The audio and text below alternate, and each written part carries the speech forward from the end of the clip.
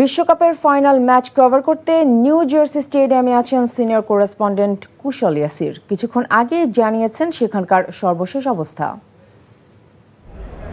2026 বিশ্বকাপের সবচেয়ে বড় ম্যাচ ফাইনাল, আর এই ফাইনালের মধ্যে আর্জেন্টাইন একাদশে কিন্তু 3টি পরিবর্তন এসেছে। মেসির সঙ্গে সবসময় যাকে দেখা যায় রদ্রিগো দি পল, এই রদ্রিগো দি পল কিন্তু একাদশে ফিরেছেন। তার সঙ্গে নিকো গঞ্জালেজ এবং গঞ্জালো মন্টিয়েলকে দেখা যাবে স্কালোনির যে ছক কষেছেন এই ছকের মধ্যে। এবং স্প্যানিশ যে একাদশ সেখানে কিন্তু কোনো পরিবর্তন আনা হয়নি। সেমিফাইনালেই তারা যে দলটি নিয়ে ফ্রান্সের বিপক্ষে খেলেছে তাদের সেই দলটি নিয়েই কিন্তু এই ম্যাচেও মাঠে নেমেছে তারা। অন্যদিকে স্টেডিয়ামের যে আবহ সেখানে কিন্তু আসলে আর্জেন্টাইন যে সমর্থকরা তারা কিন্তু এটি ঘিরে রেখেছে।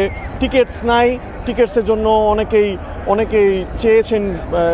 আমরা দেখেছি যে টিকিট তাদের বাজেটে কুলাচ্ছে না, কিন্তু প্রিয় দলকে সমর্থন যোগানোর জন্য তারা এখানে এসেছেন। কিছু স্প্যানিশ সমর্থকরাও রয়েছেন এখানে। যখন আমরা দেখেছি যে লিওনেল মেসিদের বাস এখান থেকে যাচ্ছিল স্টেডিয়ামের পাশে, যখন প্রবেশ করছিল, এই যে তার দেশের যে সমর্থকরা সেই বাসের সামনে গিয়ে কিন্তু তাদেরকে শুভকামনা জানিয়েছে।